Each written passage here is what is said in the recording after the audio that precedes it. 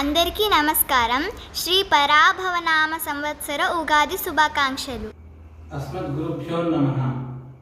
శ్రీశైలేశదయా పాత్రం జీవత్యాది గుణార్ణవం యతీంద్రప్రవణం వందే రమ్యజామాతరం మునిం లక్ష్మీనాథసమారంభాన్నాథయామునమధ్యమాం అస్మదాచార్యపర్యంతాం వందే గురుపరంపరాం యో నిత్యమచ్యుతపదాంబుజయుగ్మరుగ్మం వ్యామోహితస్తదితరాణి తృణాయ మేనే अस्मद्गुरोर्भगवतैस्त्रीकसिन्धोः रामानुजस्य चरणौ शरणं प्रपद्ये मातापिता युवतयस्तनया विभूतिः सर्वं विदेव नियमेन मदन्वयानाम् आद्यस्य नः कुलपतेर्कुलाभिरामं श्रीमत्तदङ्ग्रेगणं प्रणमामि मूर्ध्ना भूतं सरश्च महदाह्वय भट्टनाथ श्रीभक्तिसारकुलशेखरयोगिवाहान् भक्ताङ्ग्रिरेणुपरकालयतीन्द्रमिश्रान् श्रीमत्पराङ्कुशमुनिं प्रणतोऽस्मि नित्यम्. अस्मद्गुरुभ्यो नमः.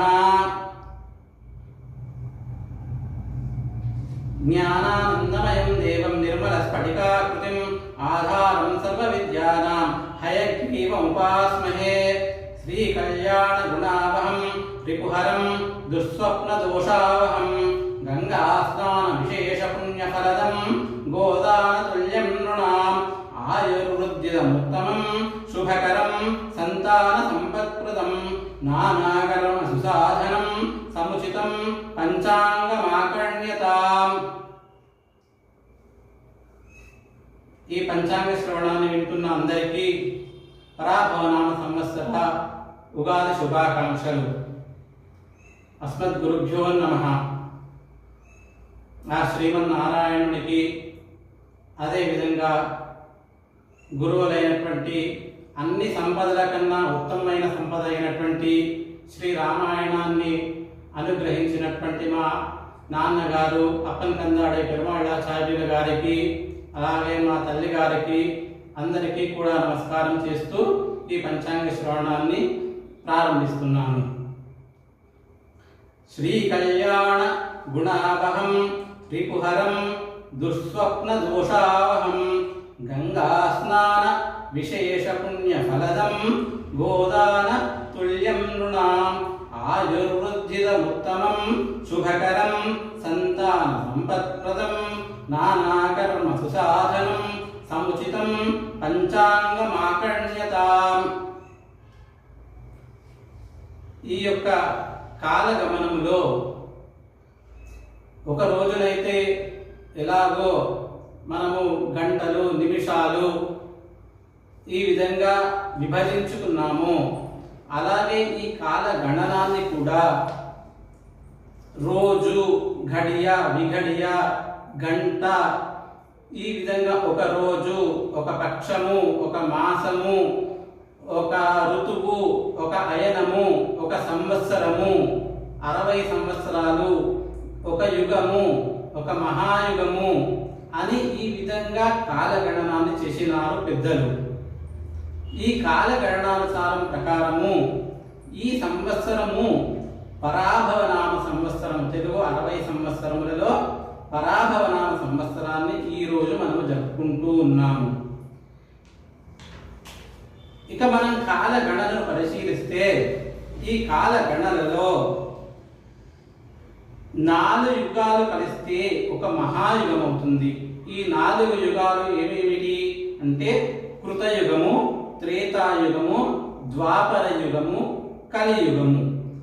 ఈ కృతయుగము 17,28,000 సంవత్సరాలు, త్రేతాయుగము 12,96,000 సంవత్సరములు, ద్వాపర యుగము 8,64,000 సంవత్సరములు, కలియుగము 4,32,000 సంవత్సరములు.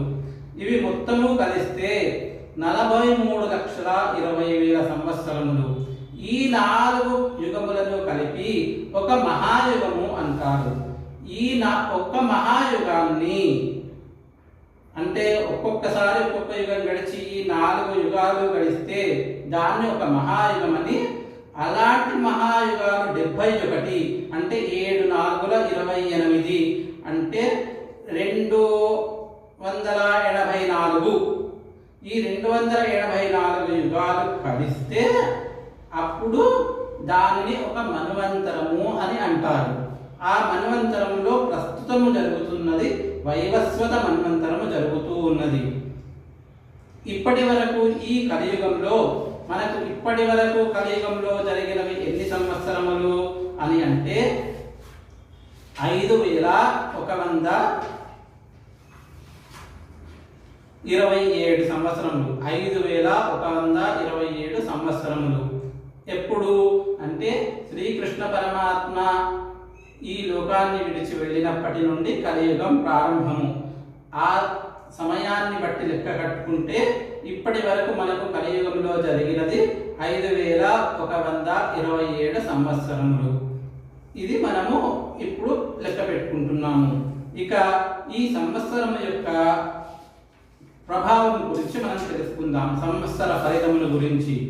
ఈ సంవత్సరం యొక్క ఫలితం ఎలా ఉంది అంటే పరాభవాబ్దే రాజానః ప్రాప్నువంతి పరాభవం భవంతి క్షుద్రధాన్యాని ప్రభూతాని సువృష్టయః. ఈ శ్రీ పరాభవ నామ సంవత్సరమున సువృష్టి అపరధాన్యములు ఫలించును. ప్రజలకు ఆకలి బాధలు కలుగును. రాజులకు పరస్పర కలహములు పరాభవములు కలుగును. ఈ సంవత్సరము కాలనామక మేఘము మేరు పర్వతమునకు దక్షిణ దిగ్భాగమునందు వచ్చుటచే మహావర్షములు మధ్య దేశములో జలప్రళయము అన్ని ధాన్యములు సమృద్ధిగా లభించును. అంటే ఇక్కడ మనకు సంవత్సరానికి ఫలితము బాగా చెప్పుతున్నాడు. కాకపోతే ఏమిటి అంటే నామానికి ఏదైతే ఉంటుందో పరాభవ అంటే ఎవరికైనా కానీ ఈ కాలంలో కొన్ని అవమానాలు కానీ అంటే యుద్ధాలలో ఓడిపోవడం కానీ లేకపోతే అనవసర యుద్ధాలకు వెళ్ళి చెడ్డ పేరు తెచ్చుకోవడం కానీ ఇలాంటివన్నీ వస్తూ ఉంటాయన్నట్టు. కాబట్టి అది ఒక రాజులనే కాదు, సామాన్య మానవులకు కూడా అనవసరమైన వాటిలో కలగజేసుకోవడం వల్ల ఇబ్బందులు పడే అవకాశం ఉంటుంది. కాబట్టి ఈ నామ సంవత్సరాన్ని మనము చాలా జాగరూకతగా తర్వాత ఎటువంటి అనవసరమైన కయ్యాలకు కాలు దువ్వకుండా కొంచెం జాగ్రత్తగా ఉండవలనని ఈ సంవత్సరం పేరు మనకు సూచిస్తుంది. ఇక ఈ సంవత్సరంలో అతి ముఖ్యమైన విషయం ఏమిటి అంటే గ్రహచారం ఎలా ఉంది అని అంటే ఈ సంవత్సరంలో మనం ముఖ్యంగా చూసుకునేది ఎవరు అనంటే మొత్తం అన్ని గ్రహములలో సంవత్సర పంచాంగములో గురువు, శని, రాహువు, కేతువు. శని అంటే చాలా నెమ్మదస్తుడు, మందుడు అని అంటారు. ఆయన ఈ సంవత్సరము తన స్థితిలో ఎటువంటి మార్పు లేదు. అందు గురించని ఆయన గురించి మనం చింతించాల్సిన అవసరం లేదు కొత్తగా. ఇక మిగిలింది ఎవరు? గురువు అనేటటువంటి వాడు మనకు దిశను నిర్దేశించేవాడు, మార్గదర్శకత్వం చూపేవాడు. మన బుద్ధిని మన మనస్సును ఇంద్రియాలన్నింటినీ వశంలో ఉంచుకొని మనల్ని ఒక దారిలో పెట్టేవాడు. ఆయన మంచి స్థితిలో ఉంటే మనకు మంచి స్థితి ఉంటుంది. ఆయన అటు ఇటు కదులుతూ ఉన్నాడు అనుకోండి, ఒక్క దగ్గర ఉండకుండా మన బుద్ధి మన మనస్సు అన్నీ కూడా మనం చేసే పని కూడా అదే విధంగా ఉంటుంది. అది దేశానికే కావచ్చు, లేకపోతే మనకు వ్యక్తిగతంగా కావచ్చు, ఒక సముదాయంగా కావచ్చు, ఎలాగైనా ఈ సంవత్సరము అన్నింటిలోకి ఇది ఏమిటి అంటే గురువు గారు ఒక్క స్థానంలో ఉండటం లేదు. గురువు గారు 3 స్థానాలు మారుతూ ఉన్నారు. కావున ఈ సంవత్సరం ఎలా చూసుకున్నా కానీ గురువు గారు మనల్ని దిశానిర్దేశం సరిగా ఉండదు ఎవరికైనా కానీ. అయితే ఇందులో ఒక్కటి మంచి విషయం ఏమిటి అని అంటే గురువు గారు తన ఉచ్చస్థితి అయినటువంటి కర్కాటక రాశిలో చాలా కాలం ఉంటున్నాడు కాబట్టి అది కొంతమందికి లాభంగా ఉంటుంది. ఆ సమయంలో కొన్ని మంచి పనులు చేస్తాడు. కానీ అనేక 3 దీన్ని ఏమంటారంటే రాశిత్రయ సంచారము అని అంటారు. అంటే మిథునము, కర్కాటకము, సింహము ఈ 3 రాశులలోనూ ఆయన సంచరిస్తున్నాడు కాబట్టి ఏ ఒక్కరికి కూడా అంతగా బుద్ధి బలాన్ని పూర్తిగా ఇవ్వలేడు అనేది మనం ఇక్కడ చెప్పుకోవాలి. ఇక రాహువు కేతువు, ఈ రాహువు కేతువు ఒకటిన్నర సంవత్సరానికి ఒకసారి గడి మారుతూ ఉంటారు. ఈ సంవత్సరము వీళ్ళు డిసెంబర్ నెలలో మారుతూ ఉన్నారు కాబట్టి కొన్ని రాశుల వారికి డిసెంబర్ వరకు ఒక విధంగాను, అంటే డిసెంబర్ అంటే మార్గశిర మాసం వరకు ఒక విధంగాను, తర్వాత ఒక విధంగాను ఉంటుంది. కాబట్టి దాన్ని చూసుకోవాల్సి ఉంటుంది. ఇక ఈ సంవత్సరము జ్యేష్ఠ బహుళ విధియ సోమవారము 1/6/2026 రోజు నుండి గురువు గారు కర్కాటక రాశిలో ప్రవేశిస్తున్నారు కాబట్టి గురుగ్రహము మనకు యమునా నది పుష్కరములు వస్తాయి. గంగే చ యమునే చైవ గోదావరి సరస్వతి నర్మదా సింధు కావేరి జలేస్మిన్ సన్నిధిం కురు అన్నట్టుగా ఈ యొక్క నదులలో అన్నిట్లలో కూడాను గంగా యమున ఇవేవైతే ఇలాంటివైతే గొప్ప గొప్ప పాపపుణ్యాలన్నింటినీ కూడా ఇవి ప్రక్షాళన చేస్తూ ఉంటాయో అటువంటి యమునా నదికి ఈ సంవత్సరము పుష్కరాలు వస్తూ ఉన్నాయి శ్రీకృష్ణ పరమాత్మ సంచరించినటువంటి యమునా నదీ తీరంలో. కాబట్టి వీలైనంత వరకు వీలైతే వెళ్ళి మనము స్నానం చేయవచ్చు, ఆ యమునా నది స్నానము. ఇక ఈ సంవత్సరము చూసుకుంటే మనకు గ్రహణాలు ఏవి కూడా కనబడటం లేదు. భారతదేశంలో కనబడే గ్రహణాలు ఏవి కూడా కనబడట్లేదు కాబట్టి భారతదేశానికి కొంతవరకు మనము బాగున్నదని చెప్పుకోవచ్చు. ఇక మనము ఈ సంవత్సరం యొక్క రాజాది నవనాయకులని గురించి తెలుసుకుంటే ఉగాది గురువారం నాడు వస్తుంది కాబట్టి రాజు గురువు కాబట్టి బాగుంటుంది.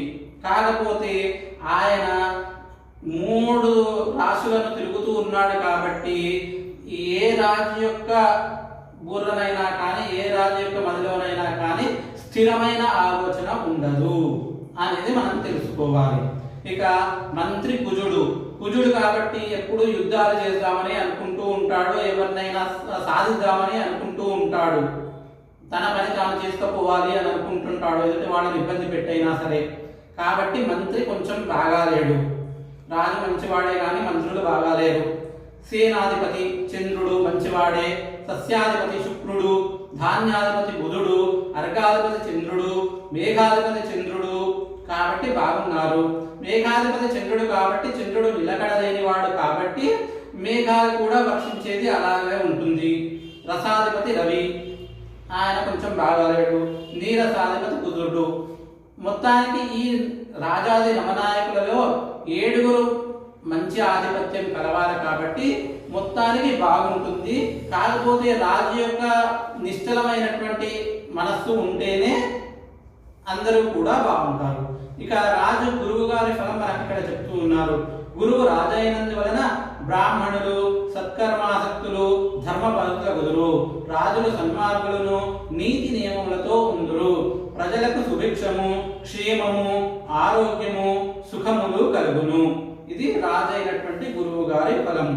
ఈ విధంగా మనకు ఏ గ్రహానికి ఏ ఆధిపత్యం వస్తుందో దానికి కూడా మనకి ఇక్కడ చెప్తూ ఉన్నాడు, అందరికీ చెప్పాడు పంచాంగములో.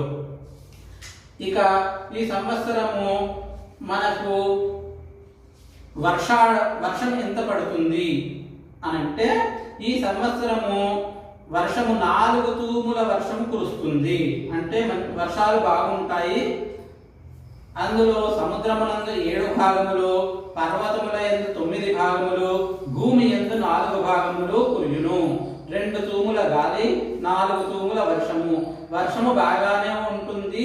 కాకపోతే కొంచెం ఆలస్యంగా వచ్చే, ఈసారి అధిక మాసం వస్తుంది కాబట్టి కొంత ఆలస్యంగా వచ్చే అవకాశాలు ఉన్నాయి వర్షాలు.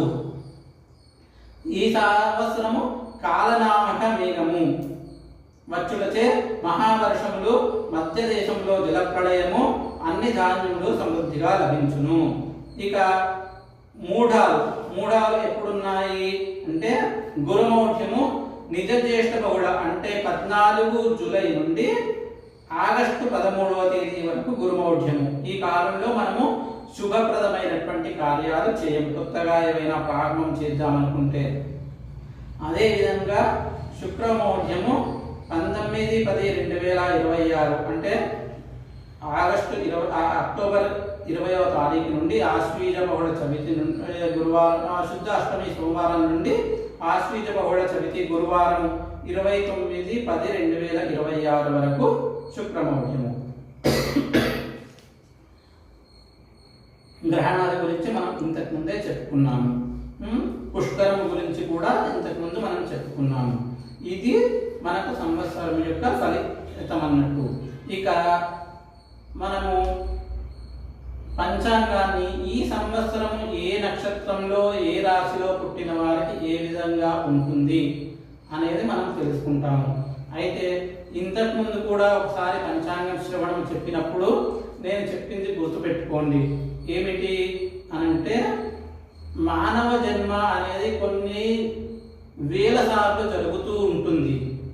అందులో మనం చేసే పాప పుణ్యాలు అనేవన్నీ కూడా మనతో ఒకటే పాటే వస్తూ ఉంటాయి. అదేవిధంగా ఇది ఒక సంవత్సరం ఫలితం మాత్రమే.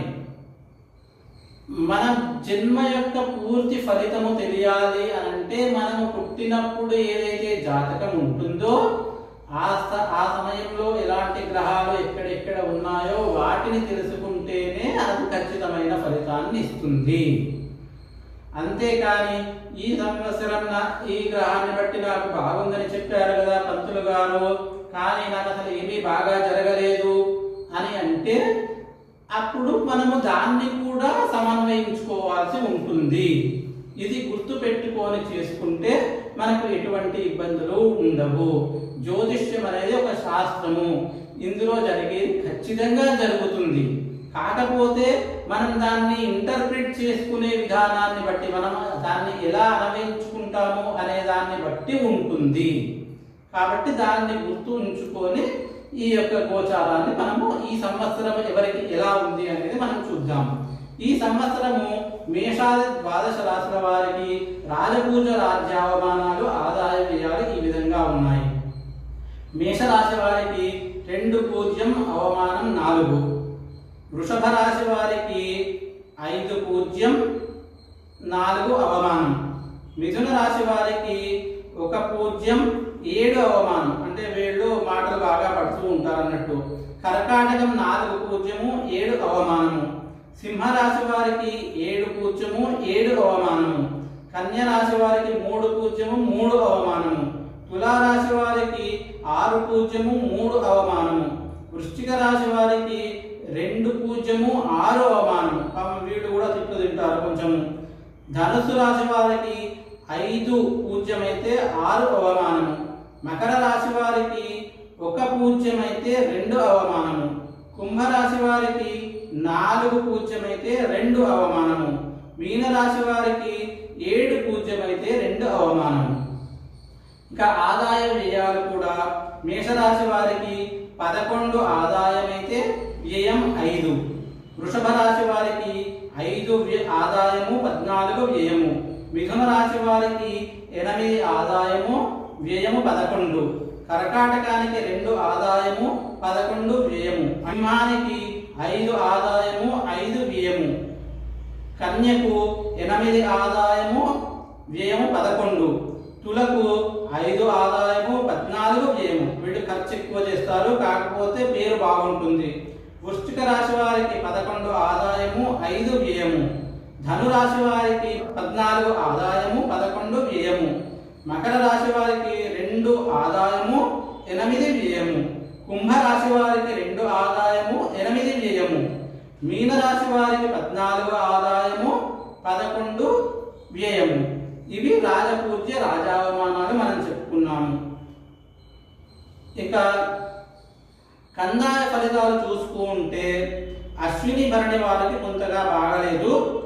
అశ్వినికి కానీ తర్వాత హస్తకే కానీ విశాఖ నక్షత్రాలకే కానీ వీళ్ళ ముగ్గురికి కొంచెము సున్నాలు ఎక్కువ ఉన్నాయి కాబట్టి కొంచెం ఇబ్బంది పడుతూ ఉంటారు. మిగతా వాళ్ళందరికీ చాలా బాగున్నాయి. ఇది రాజపూజ రాజ్య అవమానాలు. ఇక ఈ సంవత్సరానికి మనము ఒక్కొక్క రాశి వాళ్లకు ఎలా ఉన్నాయి అనేది చూసుకుందాము. మేషరాశి వారికి ఈ సంవత్సరము శని అంతా బాగాలేడు. ఆయన ఇది 7.5 శని అంటారు కదా, 7 అర్థం శని అంటారు కదా, అది నడుస్తూ ఉన్నది. కాబట్టి శని అంతగా బాగాలేడు. గురువు కూడా అంతగా బాగాలేడు. రాహు ఒక్కడే కొంచెము 11వ ఇంట ఉన్నాడు కాబట్టి బాగున్నాడు రాహువు. కేతువు కూడా బాగాలేడు. సో మొత్తము 4 గ్రహములలో మేషరాశి వారికి రాహు ఒకడు బాగున్నాడు. గురువు కొంతకాలము వీరికి మంచి చేస్తాడు. కాబట్టి వీళ్ళు 4 పనులు అనుకుంటే 1-1.5 పనులు అయ్యే అవకాశం ఉంటుంది. అంటే మొత్తానికి యావరేజ్ కన్నా కూడా కానీ తక్కువగానే బాగుంది అని చెప్పవచ్చు మనము. ఇక వృషభ రాశి వారికి 11వ ఇంట శని ఉండడం వల్ల చాలా బాగుంది. కాబట్టి ఆయన మంచి చేస్తాడు. ఏదైనా పని చేస్తే సత్ఫలితాలను ఇస్తాడు. ఏదైనా పనులు చేస్తుంటే అడ్డంకులను తొలగిస్తాడు. మనం చేసుకున్న పూర్వపుణ్యం ఏదైనా ఉంటే దాని వలన మనకు మంచి జరిగేలా చూస్తాడు. తర్వాత గురువు గారు ఈయనకు చెప్పాను కదా 3 గడులు మారుతూ ఉన్నాడు. కాబట్టి గురువు ఈ సంవత్సరం అందరికీ ఎంతో కొంత మంచి చేస్తాడు, ఎంతో కొంత చెడు చేస్తూ ఉంటాడు. కాబట్టి గురువు అన్ని రాశులకు కూడా ఒక 3-4 నెలలు బాగుంటున్నాడు. కాబట్టి ఏదైనా పని అనుకుంటుంది అనుకోండి, కొంచెం హెల్ప్ చేస్తాడు, కాకపోతే వదిలేస్తాడు. దాని తర్వాత చూసుకోవాల్సింది ఇక మనం వేరే ఆలోచనలు చేసుకోవాల్సి ఉంటుంది. వృషభానికి శని బాగున్నాడు, గురువు కొంతకాలం బాగున్నాడు, రాహు అంతగా బాగాలేడు, కేతువు బాగున్నాడు. కేతువు వీళ్లకు 6వ ఇంట ఉన్నాడు కాబట్టి వృషభానికి 3వ ఇంటికి వస్తున్నాడు కాబట్టి వీళ్లకు సెకండ్ హాఫ్ అంటే అక్టోబర్ నవంబర్ నుండి బాగుంటుంది. వీళ్ళు ఏదైనా అనుకుంటే 4 పనులు అనుకుంటే 2-2.5 పనులు అయ్యే అవకాశం ఉంటుంది. కాబట్టి బాగుంది యావరేజ్గా. ఇక మిథున రాశి వారికి శని అంతగా బాగాలేడు. తర్వాత శని 10వ ఇంట ఉన్నాడు కాబట్టి మీనంలో ఉన్నాడు కాబట్టి అంతగా బాగాలేడు. తర్వాత గురువు 2-3 ఇంటిలో ఉంటున్నాడు. జన్మ 2-3 గళ్ళు మారుతూ ఉన్నాడు కాబట్టి ఆ 3 గళ్ళలో ఒక్క కర్కాటకంలో ఉన్నప్పుడే బాగుంటాడు కాబట్టి కొంతకాలం బాగున్నాడు. కాబట్టి వీళ్ళకు కొంతవరకు బాగుంది. రాహు అంతగా బాగాలేడు. కేతువు 3 ఇంట ఉన్నాడు కాబట్టి డిసెంబర్ వరకు నవంబర్ వరకు బాగుంటుంది. సో వీళ్ళు కూడా 4 పనులు అనుకుంటే గురు బలం వలన కేతు బలం వలన ఒక 2 పనులు అయ్యే అవకాశం ఉంది నవంబర్ డిసెంబర్ లోపల. ఇక కర్కాటక రాశి వారికి శని బాగాలేడు, గురువు గారు బాగాలేరు, ఆ తర్వాత రాహువు బాగాలేరు, కేతువు కూడా బాగాలేరు. కర్కాటక రాశికి ఏ గ్రహాలు అంతగా అనుకూలించట్లేదు కాబట్టి మీరు కొంతవరకు ఎప్పుడూ కూడా దైవ ధ్యానం చేసుకుంటూ ఉండాలని ఇక్కడ సూచిస్తూ ఉన్నది. ఒక్క గురువు ఏదో కొంతకాలం 2-3 నెలలు బాగుంటాడు కాబట్టి అది కూడా పెద్దగా ఉపయోగం ఉండదు. ఇక సింహం వారికి 8వ స్థానంలో శని ఉన్నాడు మీనంలో. కాబట్టి వీరు జాగ్రత్తగా ఉండాలి శని విషయంలో. ఇక గురువు కూడా అంతగా బాగాలేడు. గురువు జూన్ వరకు కొంచెం బాగున్నా పూర్తి సంవత్సరం కూడా 12-1 ఉంటాడు కాబట్టి కర్కాటక సింహంలో వారికి బాగాలేడు. ఇక రాహువు కూడా అంతగా బాగాలేడు. డిసెంబర్ తర్వాత కొంచెం బాగుంటాడు కానీ అయినా బాగాలేనట్టే లెక్క. కేతువు కూడా 2వ ఇంట జన్మలో ఉంటున్నాడు కాబట్టి బాగాలేడు, కొంచెం ఇబ్బంది పెడతారు. కాబట్టి సింహరాశి వాళ్ళు కూడా 8వ శని మరియు జన్మకేతువు గురించి కొంచెం జాగ్రత్తలు తీసుకొని భగవద్ ధ్యానం చేసుకోవడం ఉత్తమము.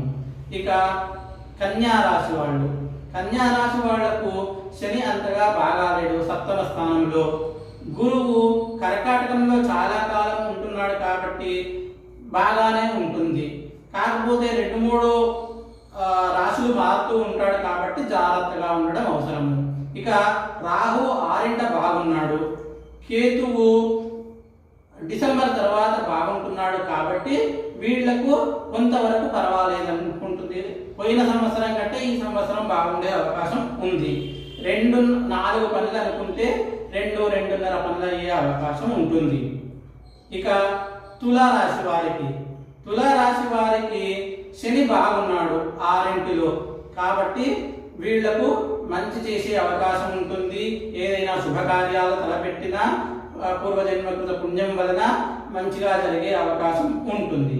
ఇక గురువు కర్కాటకంలో 10వ స్థానంలో ఉన్నప్పుడు చాలా బాగా చేస్తాడు కాబట్టి 9వ స్థానంలో బాగా చేస్తాడు కాబట్టి 3 రాశులు మారుతూ ఉన్నప్పటికీ వీళ్లకు బాగానే ఉన్నట్టు లెక్క. ఇక రాహువు అంతగా బాగాలేడు, కేతువు కూడా బాగాలేడు. మొన్నటి వరకు కేతువు బాగున్నప్పటికీ ఈ డిసెంబర్ నుండి అంతగా బాగా ఉండడు కాబట్టి వీళ్లకు 4 పనులు అనుకుంటే 2 పనులు అయ్యే అవకాశం ఉంది. కాబట్టి యావరేజ్గా బాగున్నట్టే అనుకోవాలి. ఇక వృశ్చిక రాశి వారికి శని అంతగా 5వ స్థానంలో ఉన్నాడు, అంతగా బాగాలేడు. ఇక గురువు 3 గడులు మారుతూ ఉన్నాడు కాబట్టి ఏదో కొంతకాలం సహాయం చేస్తున్నట్టుగా అనిపిస్తాడు, కానీ అంతగా గొప్పగా లేదు. ఇక రాహుకేతువులు ఇద్దరు కూడా అంతగా బాగా లేకపోవడం వల్ల వీళ్ళు 4 పనులు అనుకుంటే 1 పని అవ్వడం కష్టంగా ఉంటుంది. కాబట్టి వీళ్ళు ఎప్పుడూ కూడా భగవద్ ధ్యానం చేస్తూ ఉండడం ఉత్తమము.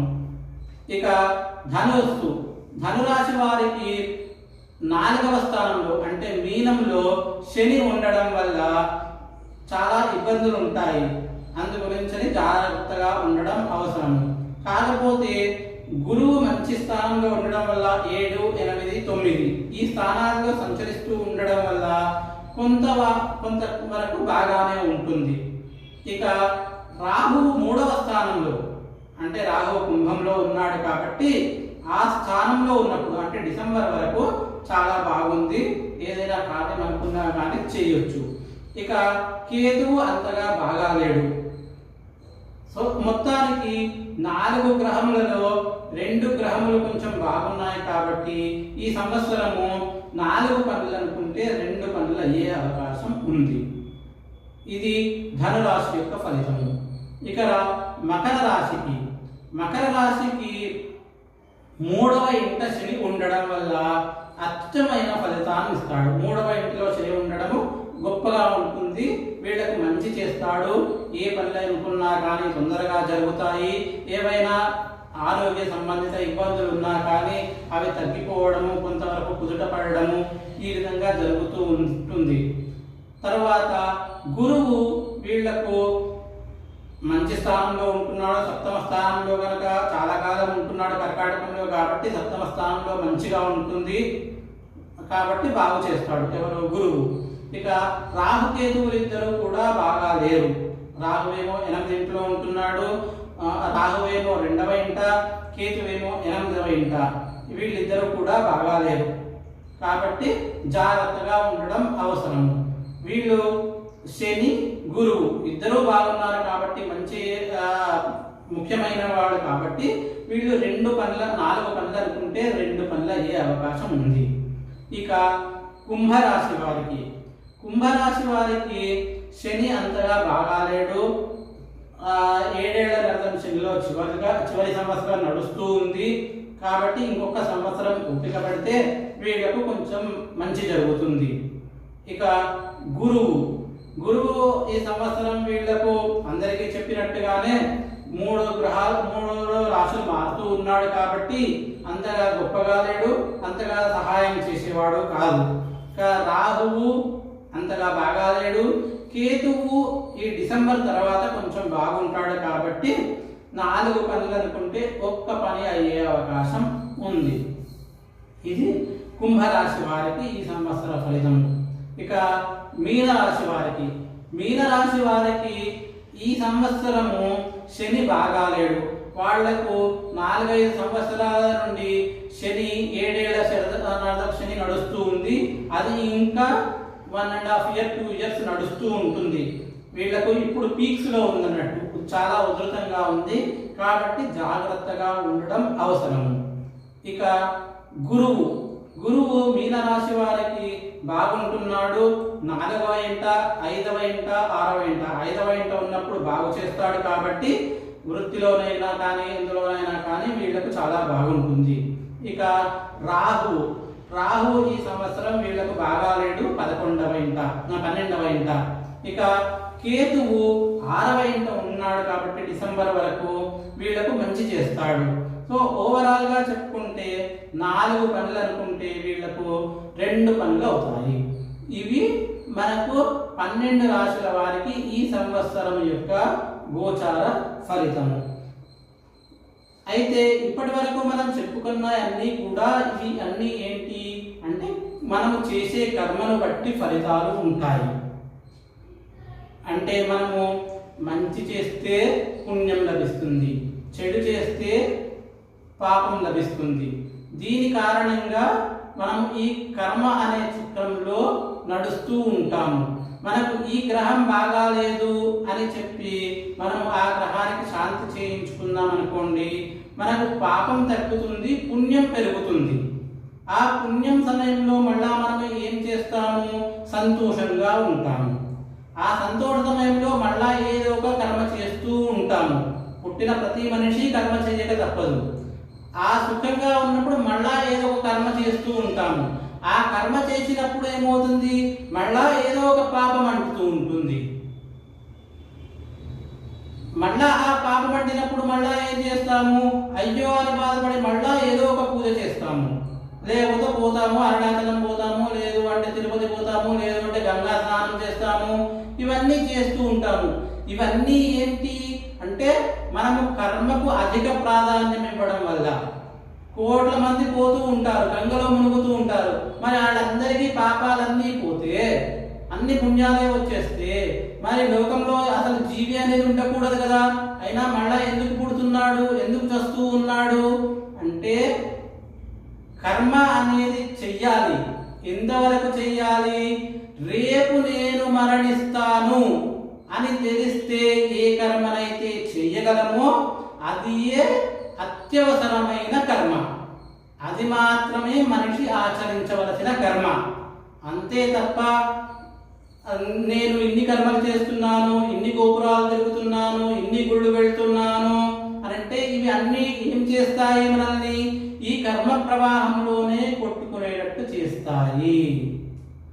మరి ఏమి చేయాలి అంటే రేపు నేను మరణిస్తాను అని తెలిసిన పరీక్షిత్తు 7 రోజులలో నేను మరణిస్తాను అని తెలిసిన పరీక్షిత్తు ఏమి చేశాడు, రేపు నేను మరణిస్తాను, లేదు అంటే నా తండ్రి కూడా నన్ను చంపేస్తాడు అని తెలిసిన హిరణ్యకశిపుడు ఏమి చేశాడు,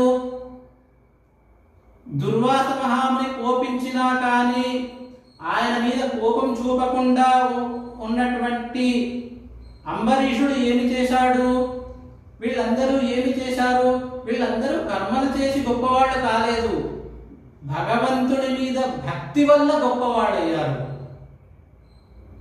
తనని కొండల మీద నుండి దూకేసినా, తనని శూలాలతో గుచ్చినా, తనకు విషమిచ్చి తాగిచ్చినా ఇవన్నీ ప్రహ్లాదుడు భరించాడు.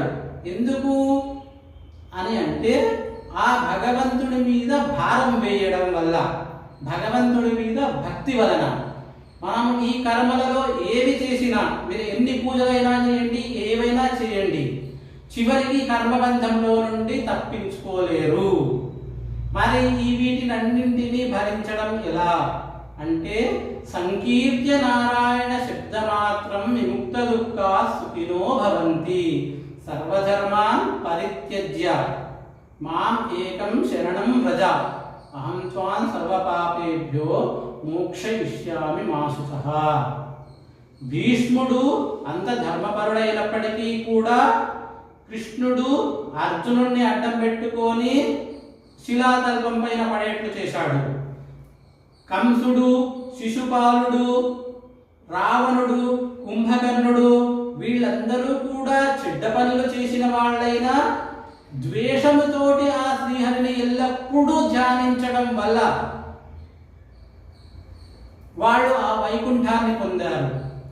అంటే అక్కడ మనం తెలుసుకోవాల్సింది ఏంటి కర్మ అనేది మనము బంధింపబడకుండా ఏదైతే ఖచ్చితమైనదో అది మాత్రమే చేయవలెను. మిగతాది మొత్తము భగవంతుడు, ఎదుటివాడు తిట్టినా భగవంతుడే తిడుతున్నాడు అనుకోండి, ఎదుటివాడు మెచ్చుకున్నా భగవంతుడే మెచ్చుకుంటున్నాడు అనుకోండి, మనకు దొరికింది ఏదైతే ఉందో, వచ్చింది ఏదైతే ఉందో అది భగవంతుడు ఇచ్చింది అనుకోండి. అలాంటప్పుడు మనకు ఈ గ్రహరాశులే కానీ లేదు ఇవి ఏవైనా కానీ కష్టాలు వచ్చినా సుఖాలు వచ్చినా అవి తప్పించలేము, కానీ వాటిని మనం సమానంగా భావించే తత్వం మనకు కలుగుతుంది. అదే మనకు మోక్ష సాధనము, అదే మనకు భగవంతుడికి దగ్గర చేస్తుంది. కాబట్టి ఈ గ్రహగతులను ఆలోచించండి, దృష్టిలో పెట్టుకోండి, కానీ భగవంతుణ్ణి ధ్యానించండి భక్తితో. స్వస్తి ప్రజాభ్యః పరిపాలయంతాం న్యాయేన మార్గేణ మహీం మహేషాః. గో బ్రాహ్మణేభ్యః శుభమస్తు నిత్యం. లోకాః సమస్తాః సుఖినో భవంతు. ఓం శాంతి శాంతి శాంతి.